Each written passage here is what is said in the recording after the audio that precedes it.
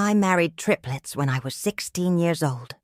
3 identical men who shared everything: their land, their work, and me. For 59 years I carried 11 babies, and I never knew which of those 3 fathers gave me each child.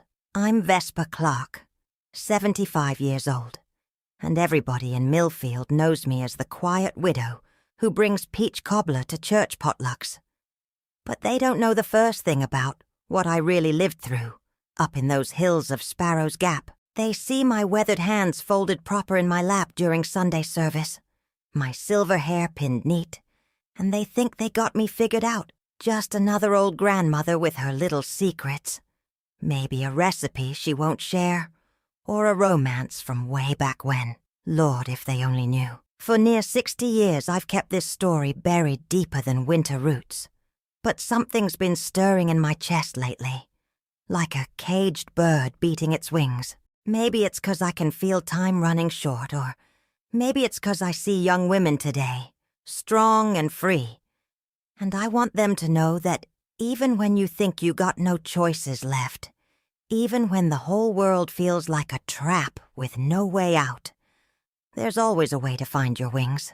I lived decades as a shared wife to 3 men who looked so much alike they could have been reflections in a mirror. I bore children whose fathers I couldn't name, survived in ways that would make your skin crawl, and finally found the courage to run when running meant leaving pieces of my heart scattered across those Tennessee hills like autumn leaves. This story ain't gonna be easy to hear, and Lord knows it ain't easy to tell. But if you're willing to sit with an old woman and listen to her carry on about the past, then maybe you're ready to walk with me through the darkest valley I ever had to climb out of. 'Cause if there's one thing I learned in my 75 years, it's that every story, even the ones that hurt to remember, they all deserve to find their way into the light. You got to understand how it was back then, in 1966. I wasn't but 16, skinny as a rail fence, with nothing to my name but the dress on my back, and a heart full of hurt from losing my mama and daddy in that car wreck on Highway 70. The state was fixing to put me in some home over in Nashville. But I'd heard stories about those places. Girls disappearing into nothing, coming out different if they came out at all. That's when Brother Matthews from the church mentioned the Stone family up in Sparrow's Gap. Said they were God-fearing folks, farmers who kept to themselves, and that Jeremiah Stone was looking for a wife. A good Christian man, he told me. Someone who'd take care of me proper. The way Brother Matthews painted it, marriage sounded like salvation wrapped up in a white dress and a promise.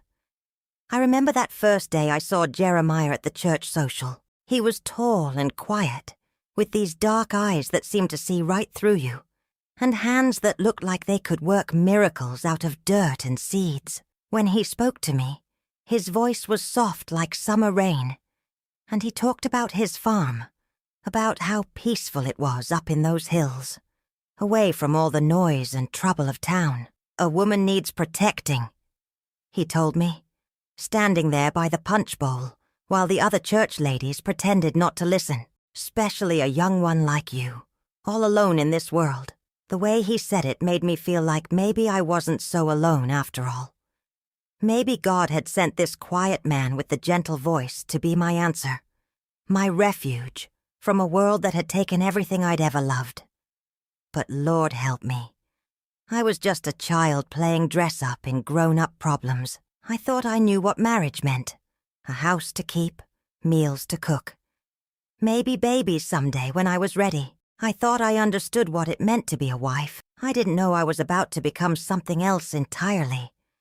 Something that don't even have a proper name in polite company. The wedding was small, just me and Jeremiah and Brother Matthews, in that little white chapel that smelled like old wood and forgotten prayers. I wore my mama's dress, taken in at the waist 'cause I was so much smaller than she'd been. Jeremiah's hands were steady when he slipped that thin gold band on my finger, and when he kissed me, it was gentle as a whisper. I thought I was the luckiest girl in all of Tennessee. I thought I was safe, but as we drove up that winding dirt road to his farm, past trees so thick they blocked out the sun, past the last mailbox for miles and miles, I started to feel something cold settle in my stomach. The road kept going and going, deeper into the hills, further from everything I'd ever known. "How much further?" I asked, trying to keep my voice light. Jeremiah just smiled and patted my knee. "We're almost home," he said. But the way he said home made it sound less like a place and more like a sentence. And that's when I should have known. When the trees closed in around us like prison bars and the road disappeared behind us like it was being erased. That I wasn't going to a home at all. I was going to a place where girls like me just disappeared. That first week at the Stone Farm felt like stepping into a different world entirely. One where time moved slower and the air tasted cleaner than anything I'd ever breathed in town. The cabin was bigger than I'd expected, built solid with logs that looked like they'd been standing since before the Civil War. Jeremiah showed me around with the pride of a man who'd worked every inch of that land with his own 2 hands. I threw myself into being a wife the way drowning folks throw themselves toward shore. I learned to work that old wood stove, to make biscuits that rose proper, to tend the vegetable garden that stretched out behind the house like a green quilt. Jeremiah would come in from the fields with dirt under his fingernails and exhaustion in his shoulders, and I'd have supper waiting.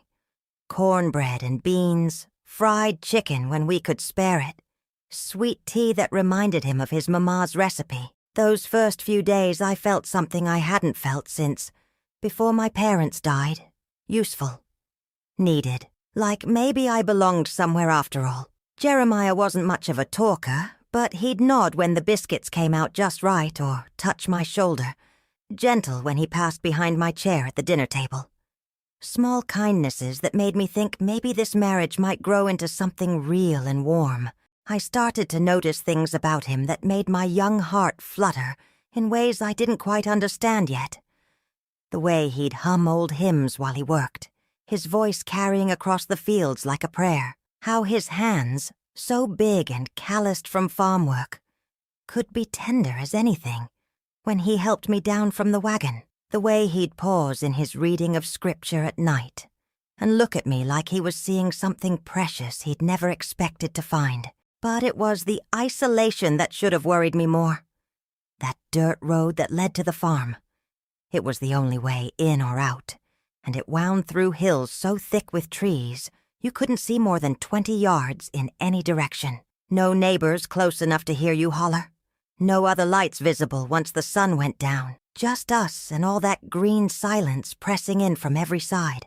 I told myself it was romantic, like something out of those novels I used to read when Mama wasn't looking. A young bride and her husband, carving out their own little paradise away from the rest of the world. But sometimes at night, lying in that big bed next to Jeremiah's sleeping form, I'd listen to all that quiet and feel something twist in my chest. Not fear exactly, but something close to it. Like being buried alive, but slow enough that you don't realize what's happening until it's too late to claw your way back out. The strangest thing was how Jeremiah would sometimes just disappear for hours at a time. I'd see him walking toward the barn in the morning, and then when I'd look for him at lunch, he'd be coming from the complete opposite direction, from the woods beyond the south field. When I asked where he'd been, he'd just smile and say he'd been checking on things, making sure everything was as it should be. I started paying more attention then, watching from the kitchen window while I did my washing or peeling potatoes for supper. I'd see him working in the field, his back bent over the rows of corn, and then I'd turn to tend something on the stove. And when I'd look back, he'd be gone. Not walking away. Just gone. Like he'd never been there at all. One morning I decided to take him some sweet tea and cornbread, thinking to surprise him while he worked.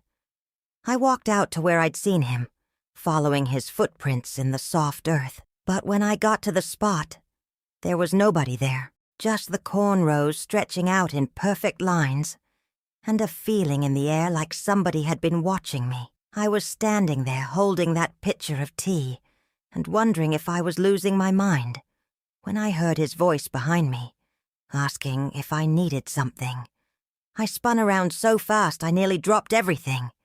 And there he was, not 3 feet away, like he'd materialized out of thin air. That's when I started to suspect that maybe my husband wasn't quite the simple farmer he appeared to be. It was a Tuesday morning in late September, about 2 weeks after the wedding, when my whole world split right down the middle like a rotten peach. I was hanging wash on the line behind the house, humming one of them old hymns Mama used to sing while she worked, when I saw Jeremiah out in the south field, bent over his plow like he'd been all morning. The sun was getting high, and I figured he'd be wanting some water soon. So I filled up a mason jar from the well and started walking toward him through the corn rows. The stalks were tall enough by then that they blocked most everything from view, making a green tunnel that led straight to where my husband was working. But when I got close enough to call out to him, something made me stop and peek through the corn instead of announcing myself. Maybe it was the way he was moving. Too fluid, too quick for a man who'd been plowing since dawn. Or maybe it was that feeling I'd been carrying around for days, that prickle on the back of my neck, that told me things weren't quite what they seemed. I watched him work for maybe a minute, studying the familiar shape of his shoulders, the way his dark hair caught the sunlight. Then I turned to head back to the house, figuring I'd call him in for dinner instead. That's when I saw him again. The exact same man, same height, same build, same dark hair falling across his forehead, coming out of the barn on the other side of the property, moving with that same easy stride, wearing the same faded work shirt I'd mended just 3 days before. I stood there in those corn rows with that mason jar sweating in my hands, watching 2 identical men who couldn't possibly exist, and felt my mind trying to make sense of something that had no sense in it. For a long moment I thought maybe I was having some kind of fit, seeing things that weren't there. Maybe the isolation was getting to me worse than I'd thought. But then the Jeremiah from the barn called out something I couldn't quite catch, and the Jeremiah with the plow straightened up and waved back, casual as you please. Like it was the most natural thing in the world for a man to have a conversation with his exact double across a barnyard. I dropped that jar right there in the dirt and ran, not toward the house, not toward either of them, but into the woods that pressed up against the back of the property. I crashed through underbrush and low branches like something wild, my heart hammering so hard I thought it might burst right out of my chest. When I finally stopped running, I was deep enough in the trees that the farm looked small and distant behind me. I sat down on a fallen log and tried to make my mind work right again, tried to find some explanation that wouldn't make me question my own sanity. Maybe they were brothers, I told myself. Twins who looked so much alike they might as well be the same person. Maybe Jeremiah had never mentioned his brother because why? What reason could there be for keeping something like that secret from your own wife? But even as I sat there trying to convince myself, I knew it was more than that. The way they'd moved, the way they'd acknowledged each other. It wasn't like brothers working together. It was like 2 parts of the same person, like seeing someone's reflection step out of a mirror and start living its own life. When I finally made my way back to the house, both versions of my husband were gone. There was just one Jeremiah sitting at the kitchen table, reading from his Bible like nothing in the world had happened. He looked up when I came through the door, noted my torn dress and the leaves in my hair, and asked if I'd had a nice walk in the woods. His voice was exactly the same as it had always been. His face showed the same quiet concern I'd grown used to. But when he looked at me, I saw something different in his eyes, something that knew I'd seen what I'd seen, and was waiting to see what I'd do about it.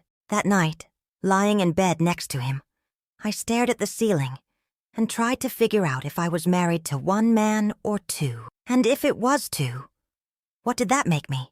What did that make this thing I thought was my marriage? I didn't sleep a wink that night.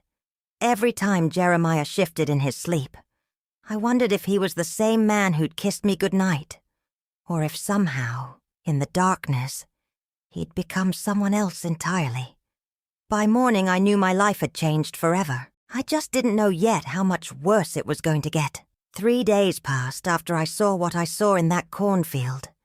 3 days of me jumping every time a floorboard creaked, watching my husband's face for signs that he wasn't who he claimed to be.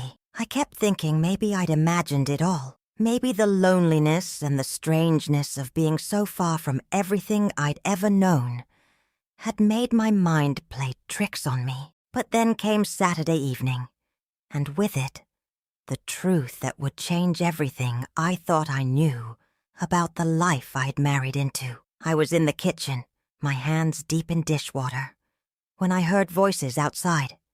Men's voices, talking low like they were sharing secrets. My heart started hammering the way it had that day in the cornfield.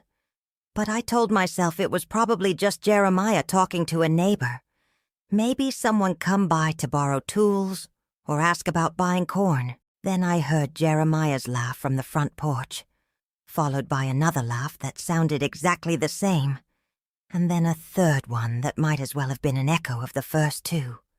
3 identical laughs, like hearing the same sound bounce off canyon walls. My legs went weak under me.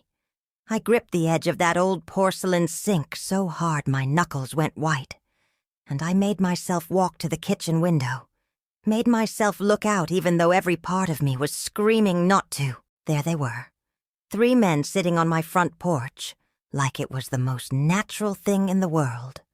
3 men with the same dark hair, the same broad shoulders, the same way of holding their heads when they talked. They weren't just similar. They were identical.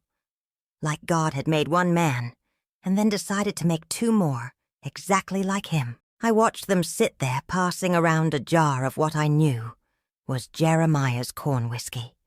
Watched them talk and gesture with movements so perfectly mirrored, it was like watching one person having a conversation with his own reflections.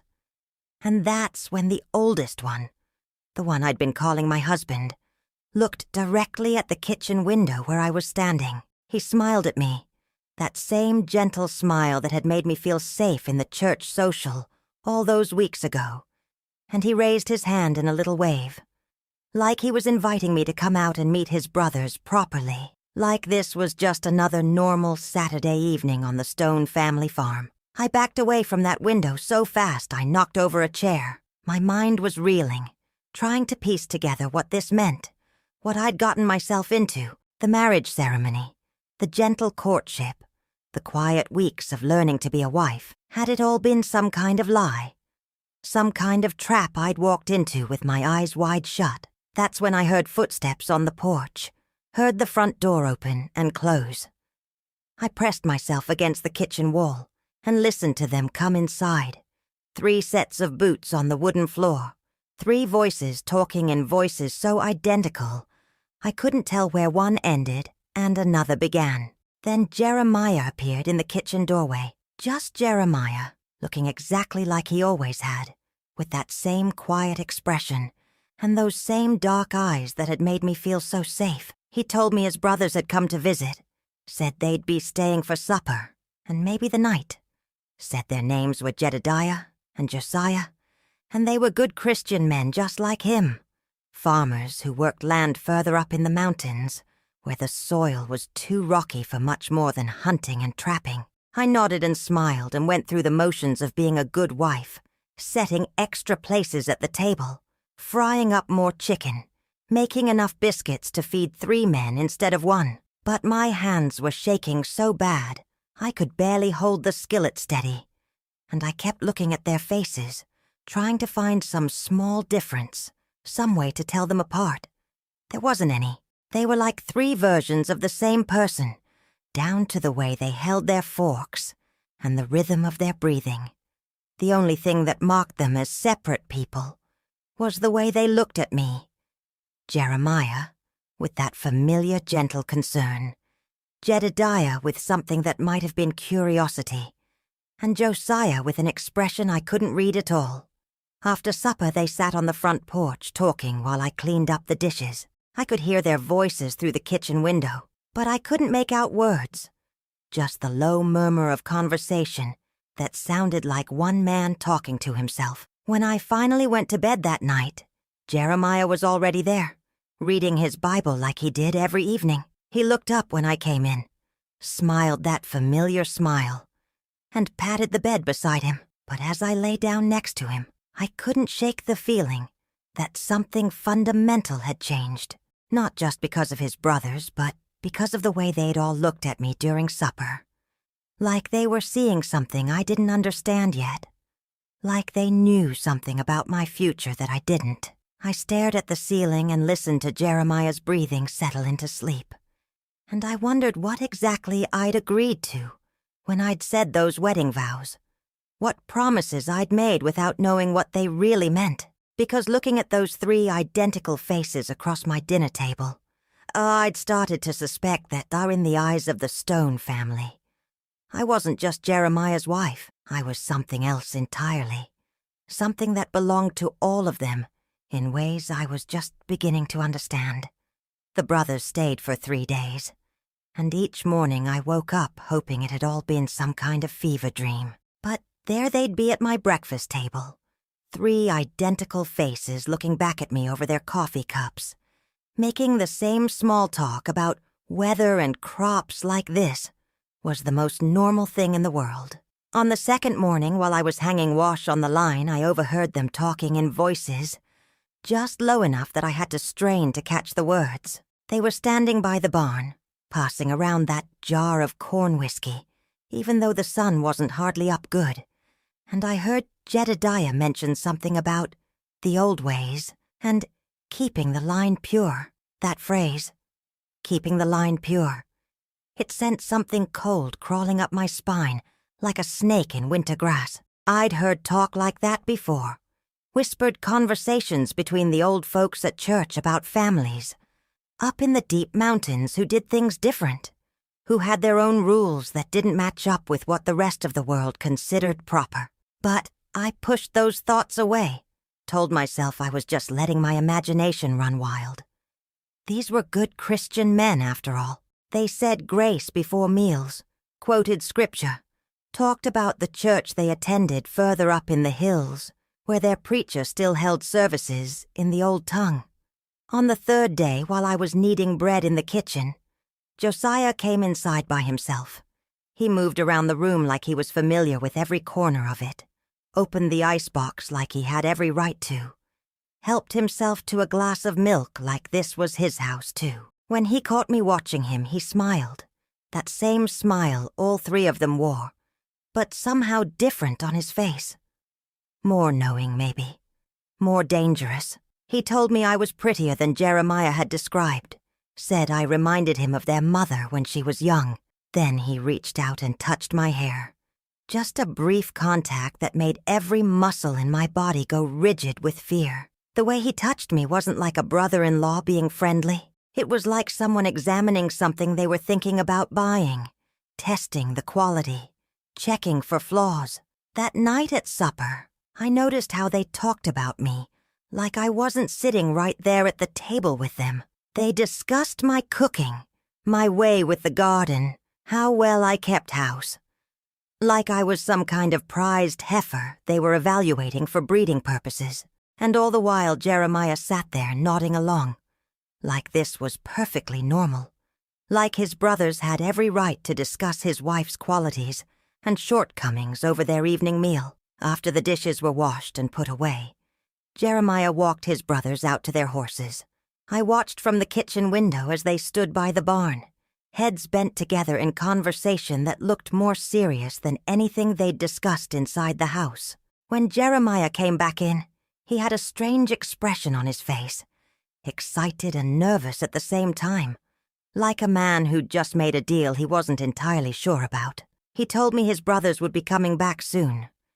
Maybe to stay for a longer visit this time. Said the farm was big enough for all of them, and it would be good to have family close by, especially with winter coming on and the work getting heavier. The way he said it made it sound like a decision that had already been made, Like my opinion on the matter wasn't something that needed considering. Like I was just another piece of property on the farm, something to be shared and used as the menfolk saw fit. That night, I lay awake long after Jeremiah's breathing had settled into sleep, staring up at the ceiling and trying to figure out what I'd gotten myself into. The isolation that had seemed romantic during our courtship now felt like something else entirely. Like being buried alive in a place so far from civilization that nobody would ever think to look for me if I disappeared. I thought about my parents, gone now these 2 months, and wondered what they would have made of all this. Would Daddy have seen through Jeremiah's gentle manner to whatever was lurking underneath? Would Mama have warned me about men who kept their true nature hidden behind Bible verses and soft words? But it was too late for wondering about that now. I was married, bound by law and scripture, to a man who was turning out to be something very different from what I'd bargained for. And his brothers, those identical faces with their knowing looks and casual touches, they were part of whatever bargain I'd unknowingly made when I'd said I do in that little white chapel. I pulled the covers up to my chin and tried to pray, tried to ask God for guidance about what to do next.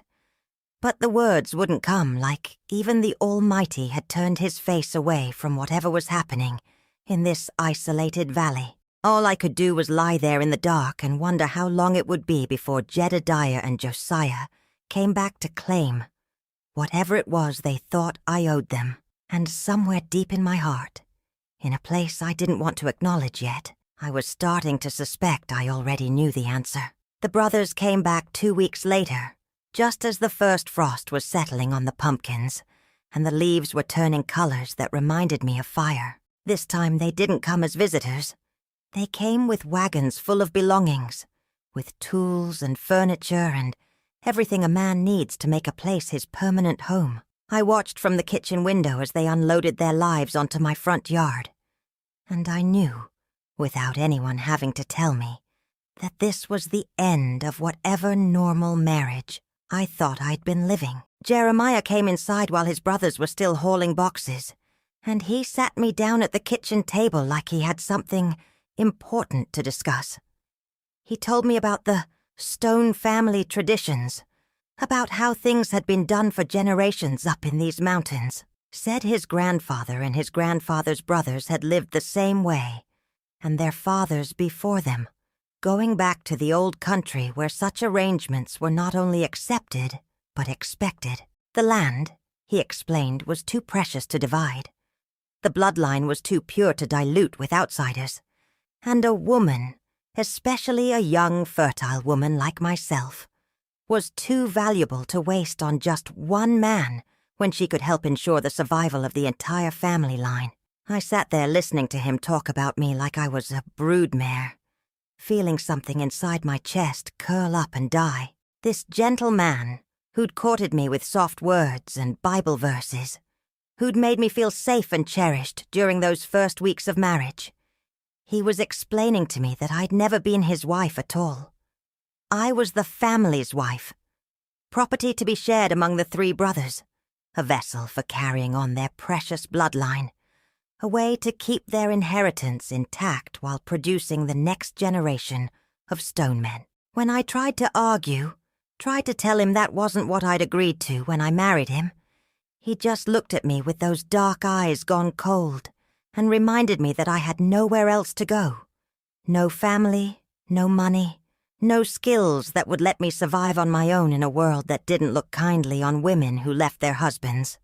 He was right, and we both knew it. I was 16 years old, trapped in a valley so remote that the nearest neighbor was a 2-day walk through mountains that could kill you if you took a wrong turn. I had no choice but to accept whatever arrangement the Stone brothers had decided on. That first night with all 3 of them in the house, I locked myself in the bedroom and pushed a chair up against the door. I sat on the bed hugging my knees to my chest, listening to their voices through the thin walls as they discussed sleeping arrangements like they were planning a crop rotation. Jeremiah came to the door around midnight and knocked gentle-like. using that same soft voice he'd used during our courtship. He told me through the wood that I was still his wife, that nothing had to change between us right away. But I could hear the lie in his words, could hear the impatience underneath his careful gentleness. I didn't open that door. Not that night, and not the next night either. But on the third night, when I was weak from not eating and sick from crying, Jedediah took the door off its hinges while his brothers watched from the hallway. They didn't hurt me. Not the way you might think. They were almost tender about it, like they were handling something precious that might break if they weren't careful. But the tenderness made it worse somehow, made me understand that this wasn't anger or violence. It was just business, just the way things were going to be from now on. Jeremiah explained the rules while his brothers stood behind him like soldiers waiting for orders. I would share their bed in rotation, a week with each brother, keeping house for all of them, and bearing children that would belong to the family as a whole. The children would never know which man was their individual father. That knowledge was considered unnecessary, even harmful to the family unity. I would address all three men as my husband.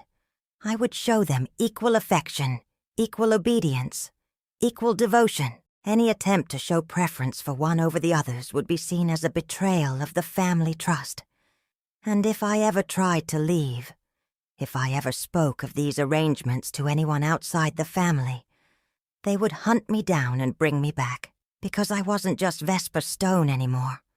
I was the keeper of their bloodline, the mother of their future, and they would never let me go. That night, I lay in the bed I'd shared with just Jeremiah for those few, sweet weeks, with all three brothers sleeping around me like guards.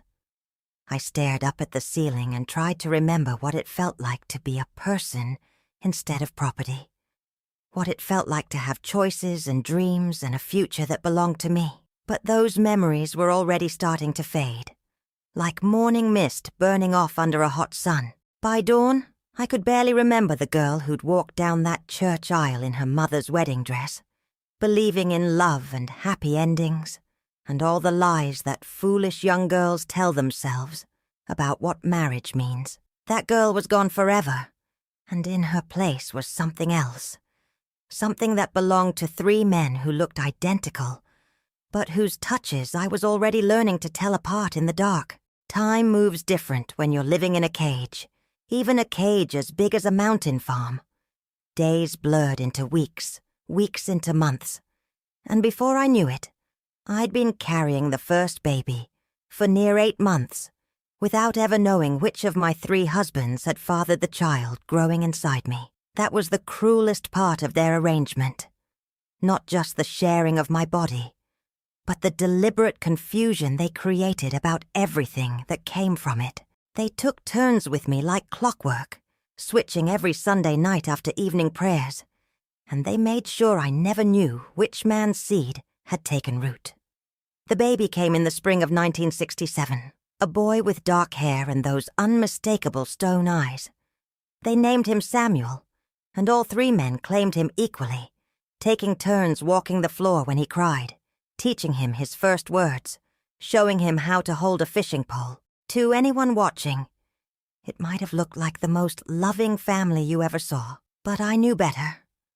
I saw how they watched each other when they thought I wasn't looking, saw the way each brother studied that baby's face like they were searching for some sign, some proof of which one had truly sired him. The love they showed Samuel wasn't pure. It was poisoned with competition and suspicion and a hunger for possession that made my skin crawl. By the time Samuel was walking, I was carrying again, and then again after that. Each pregnancy a mystery, each birth a puzzle with no solution. The brothers got more possessive with each child I bore, more determined to keep me from forming any individual bond with the babies that might threaten their collective claim. They moved the children to a separate room as soon as they were weaned, raised them communally like a litter of puppies that belonged to the pack, rather than to any individual parent. I was allowed to care for them, to cook and clean and tend their hurts, but I was never permitted to be their mother in the way my heart ached to be. The worst part was how normal it all seemed to them. They'd sit around the dinner table discussing crop prices and weather, while I served their meals, their children, our children, playing at their feet like this was just another farming family, making their way in the world. They even took the older boys to church sometimes, introducing them to the congregation as Stone children, without ever mentioning which Stone had fathered them. I started to feel like I was disappearing.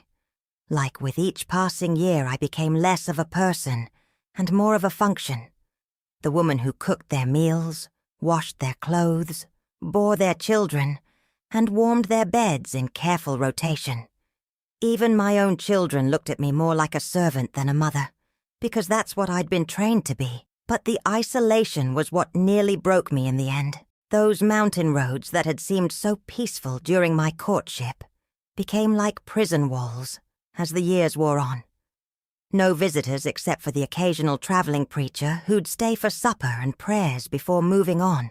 No trips to town except when one of the brothers needed supplies, and never alone. Always with at least two of them watching me like I might bolt the moment we reached civilization. I tried once when Samuel was about 3, and I had the 2 more babies clinging to my skirts. I waited until all 3 brothers were working in the far field, loaded the children into the wagon, and started down that long dirt road toward town. I got maybe 2 miles before Josiah appeared out of the woods like he'd been expecting me to run. He didn't say a word, just climbed up onto the wagon seat beside me and turned us around. But that night, after the children were asleep, all 3 brothers sat me down and explained very calmly what would happen if I ever tried to leave again. They wouldn't hurt me, they said, but they would keep the children, all of them, and they would make sure I never saw another living soul for the rest of my natural life. I believed them, looking into their identical faces, seeing the cold certainty in their dark eyes. I knew they would do exactly what they promised. And the thought of being completely alone in that mountain valley, cut off even from the children I'd borne in pain and love, was worse than any death I could imagine. So I stayed, year after year, pregnancy after pregnancy, child after child. I watched my babies grow up calling 3 different men Daddy, and never knowing which one had given them life. I felt my own identity slip away, piece by piece, until I could barely remember who I'd been before I became the Stone family's shared wife and mother. By 1978, I had 8 children ranging in age from toddler to teenager, and I was pregnant with my 9th. My body was wearing out from the constant cycle of pregnancy and birth. My mind was fraying from the isolation and the endless rotation between 3 husbands who treated me like a beloved possession rather than a human being. And that's when something happened that changed everything. That finally gave me the push I needed to find a way out of that mountain prison.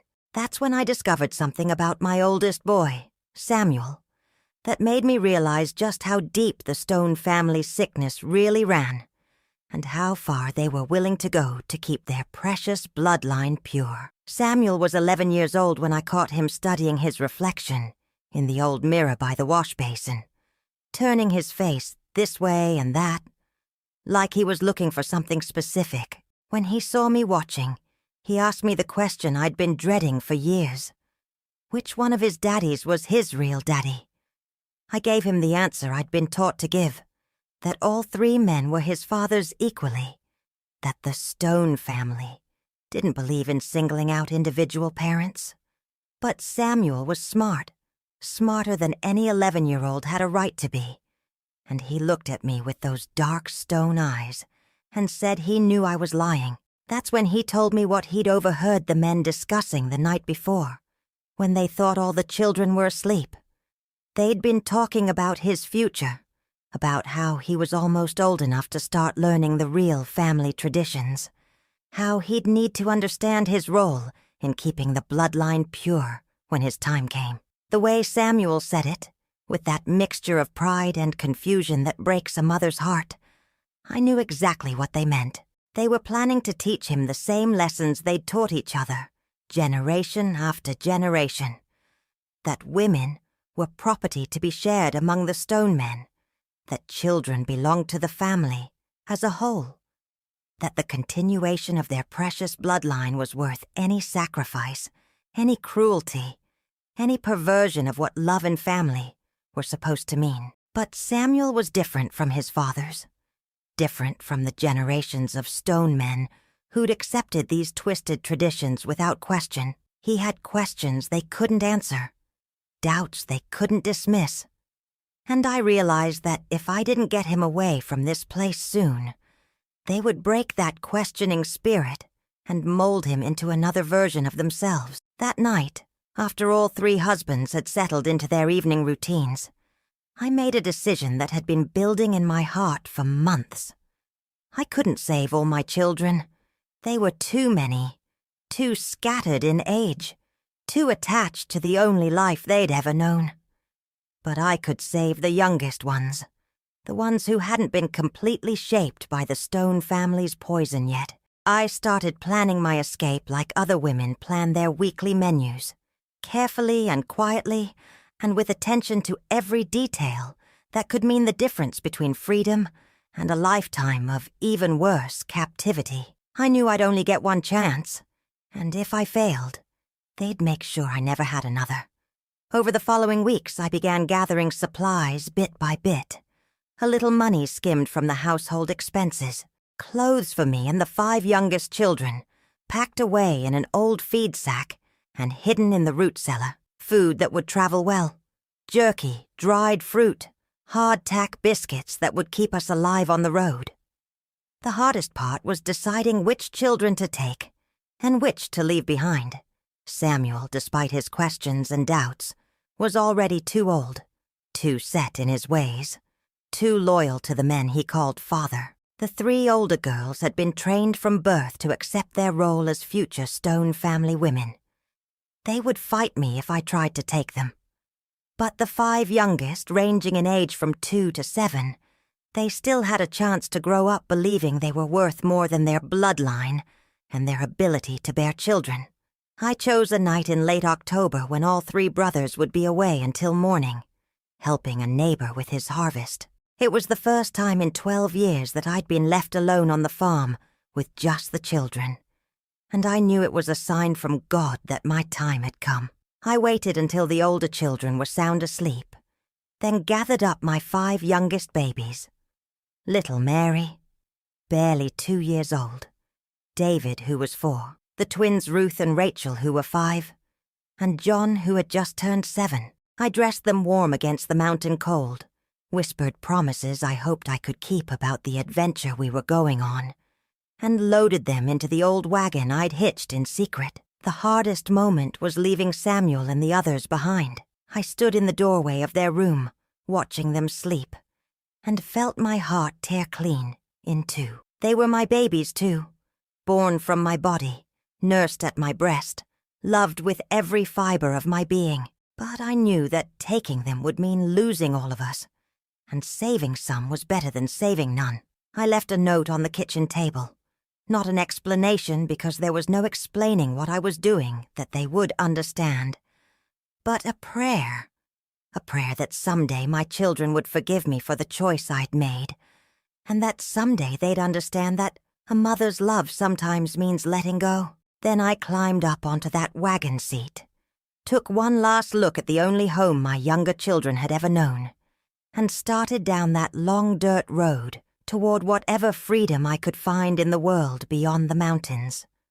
The wheels of that old wagon creaked like a hymn in the darkness, and with every turn they made, I felt like I was rolling towards either salvation or damnation. But for the first time in 12 years, the choice was mine to make. That wagon ride down the mountain in the dead of night was the longest journey of my life, and I don't just mean the miles we covered.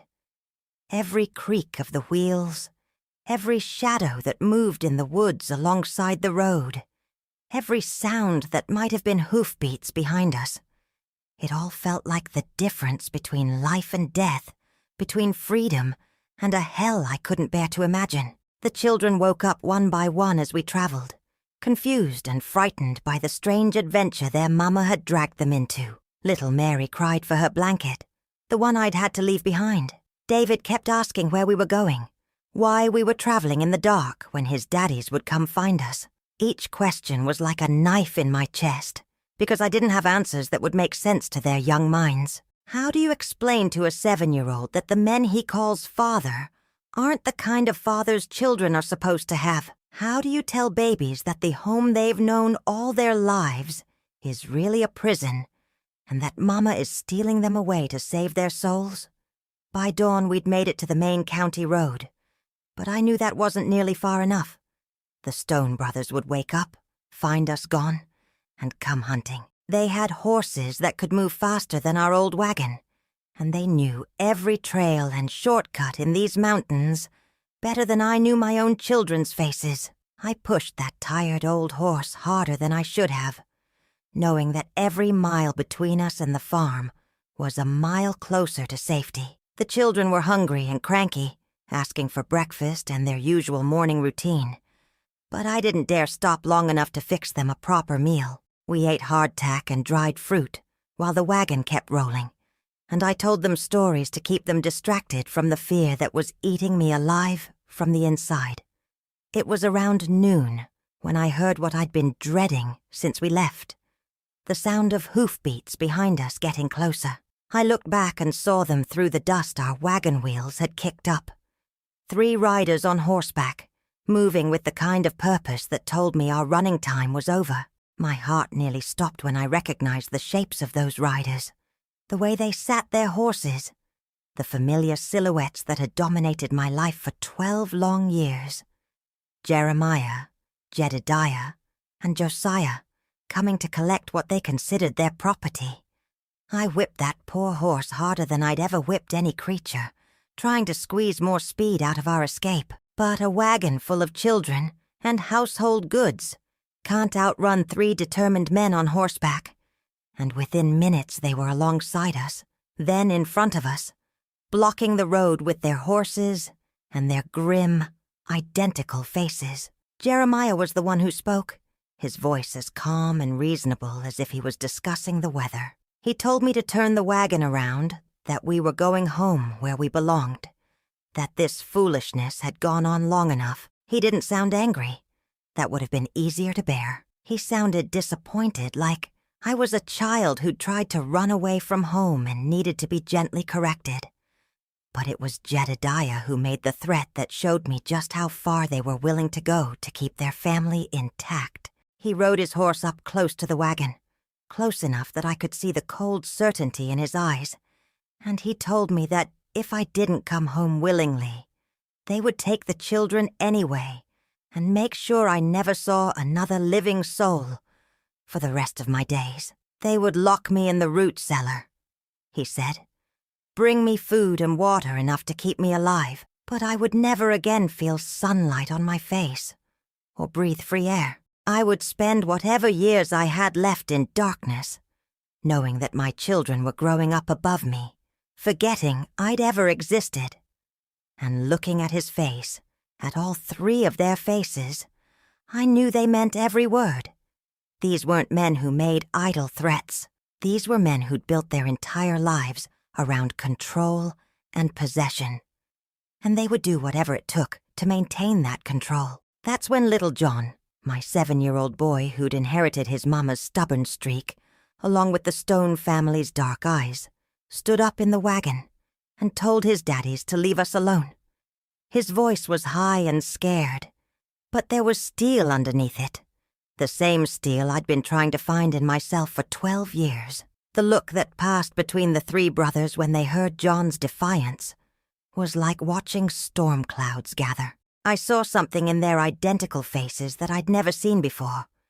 Not just anger, but a kind of cold calculation that made my blood turn to ice water. Josiah dismounted and reached for John, intending to pull him down from the wagon. And that's when everything inside me that had been broken and beaten and worn down for 12 years suddenly caught fire. I grabbed the shotgun I'd hidden under the wagon seat, the one I'd taken from above the fireplace before we left. My hands were shaking so hard I could barely hold it steady. But my voice was stronger than it had been in years when I told them to get away from my children. For the first time since I'd married into the Stone family, I saw something I'd never seen before in those dark, identical eyes. Uncertainty. They'd controlled me for so long, broken me down so completely, that the idea of me fighting back had never occurred to them. But I was fighting back now, even though I knew it might be the last thing I ever did.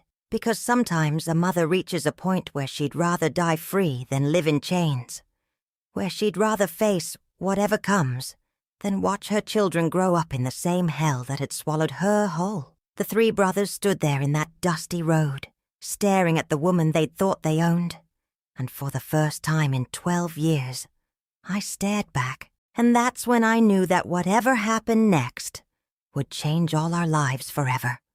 We stood there in that dusty mountain road like actors in some terrible play, me holding that shotgun with hands that wouldn't stop shaking, my 5 babies huddled behind me in the wagon, and 3 identical men trying to figure out how their perfectly controlled world had suddenly spun out of their grasp. The silence stretched so long I could hear my own heartbeat, could hear little Mary whimpering softly, and the old horse stamping his hooves. Then Jeremiah, the one I'd first called husband, took a step toward the wagon with his hands raised like he was approaching a spooked animal. That's when I heard something that changed everything. The sound of another horse coming up the road behind the brothers, moving fast. We all turned to look, and what I saw nearly made me drop that gun in pure shock. It was Samuel, my 11-year-old boy, riding bareback on one of the farm horses, his dark hair flying behind him, and his face set with a determination I'd never seen before. He pulled up beside his father's and slid down from that horse like he'd been born in a saddle. But he didn't run to them the way I expected. Instead, he walked straight to the wagon and climbed up beside me, his young face pale but his jaw set stubborn as his mama's. And then my boy, my firstborn child, who I'd had to leave behind, looked at the 3 men who'd raised him and told them something that shattered everything I thought I knew about the Stone family secrets. He told them he'd found the old family Bible, the one they kept locked in the trunk in the attic, the one with all the births and deaths recorded going back 5 generations.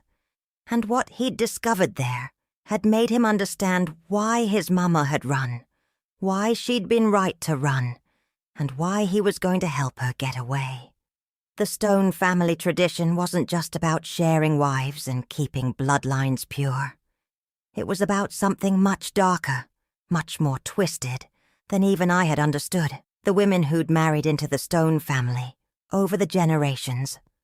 Most of them had died young, not from childbirth or sickness, but from what the old Bible entries carefully called accidents and misfortunes. Samuel had found letters hidden with that Bible, letters from Stone women to relatives on the outside, letters that never got sent, letters begging for help, describing lives of captivity and abuse that made my own experience look merciful by comparison.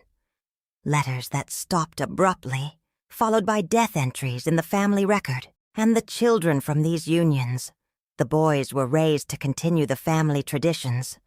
But the girls who showed too much independence, who asked too many questions, who threatened the family's control, they disappeared too, sent away to distant relatives who didn't exist, their names struck from the family records like they'd never been born at all.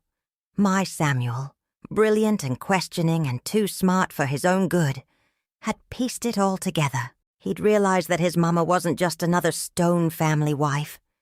She was a survivor, a woman who'd lasted longer than most because she'd learned to bend without breaking. And he'd understood that his younger siblings were in danger not just of growing up in captivity, but of disappearing entirely if they showed too much of their mama's stubborn spirit. So he'd made a choice that no 11-year-old should ever have to make.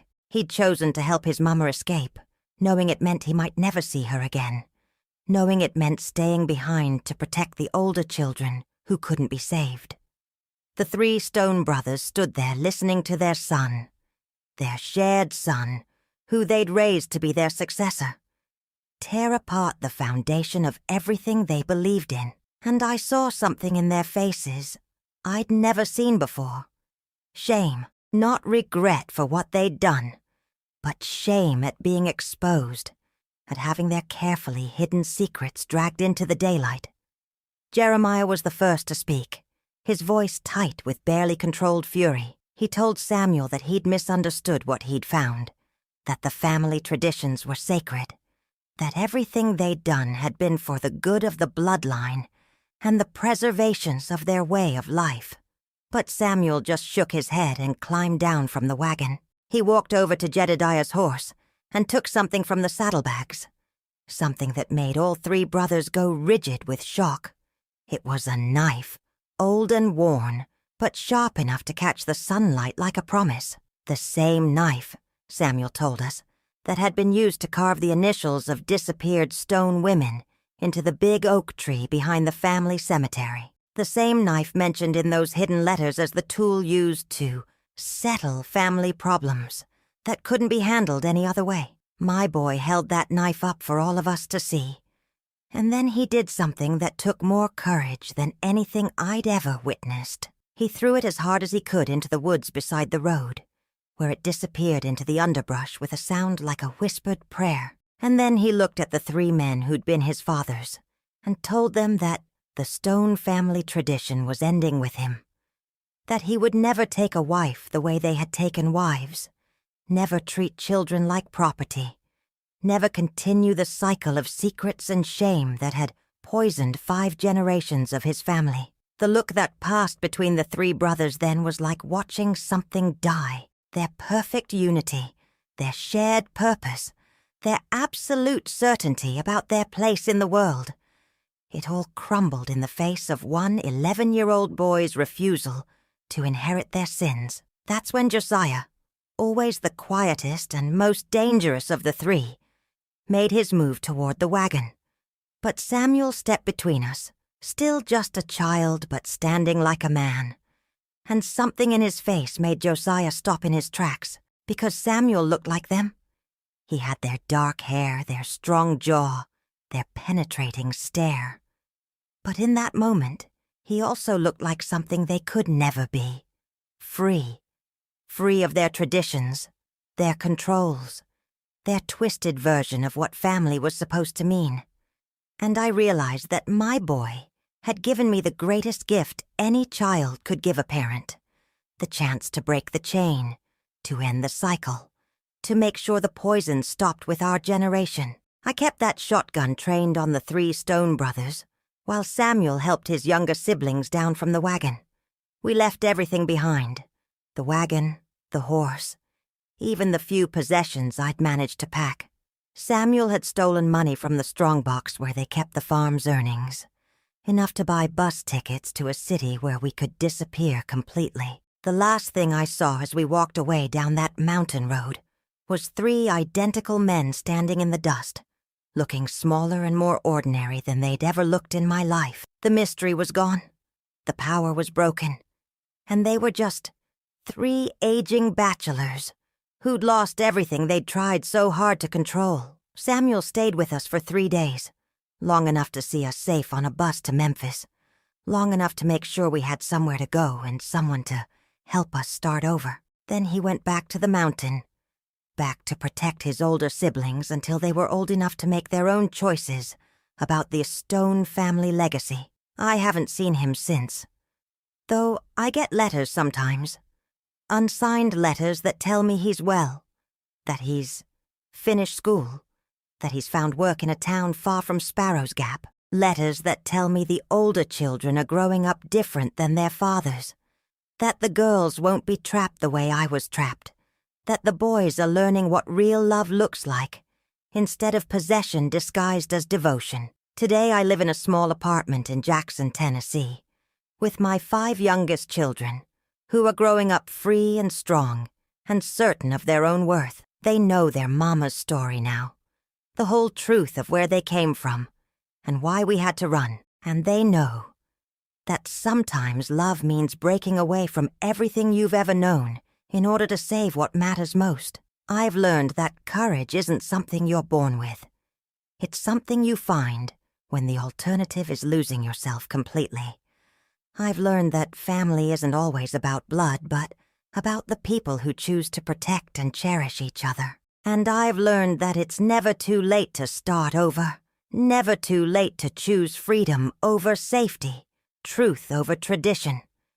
If my story has moved you, if it's made you think about the chains in your own life that might need breaking, then maybe you can help my words find their way to other souls who need to hear them. Maybe you can help me reach women who are living in shadows, thinking they have no choices, believing that their situation is permanent and unchangeable. I'm still here, still fighting, still believing that love is stronger than fear, and freedom is worth whatever it costs. I want to know where my voice is reaching today, what cities and towns and hearts these words are finding.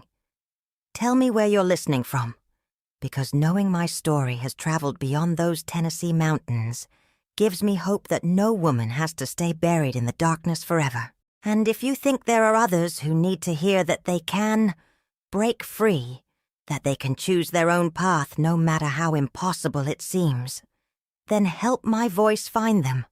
Subscribe to this channel, share this story, because together we can light candles in places where people have been living in the dark for too long.